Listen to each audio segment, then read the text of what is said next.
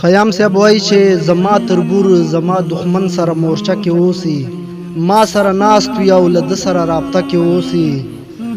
په یارانه کې له رقیب نه په تکلیف داسې یم، په یارانه کې له رقیب نه په تکلیف داسې یم لکه چې کاڼی د بوډا سړي ګرده کې اوسي. شعر ده چې تور پنجابیان د پښتنو وطن کې داسې ښکاري، تور پنجابیان د پښتنو وطن کې داسې ښکاري لکه ګیدړ چې د زمریو په حلقه کې اوسي. لکه یو لوی پیرانو پیر داسې عزت یې کوم، یو غنم رنګ مې په نظر او په سینه کې اوسي. د ستا په څنګ کې وخت تېرای دومره مزه راکوي، د ستا په څنګ کې وخت تېرای دومره مزه راکوي لکه سړی چې په مکه او مدینه کې اوسي. خیام هغه جنتي دی سیخ سیخ ګوره ورته، خیام هغه جنتي دی سیخ سیخ ګوره ورته چې دې فتنې دور کې څوک په مدرسه کې اوسي، چې دې فتنې دور کې څوک په مدرسه کې اوسي.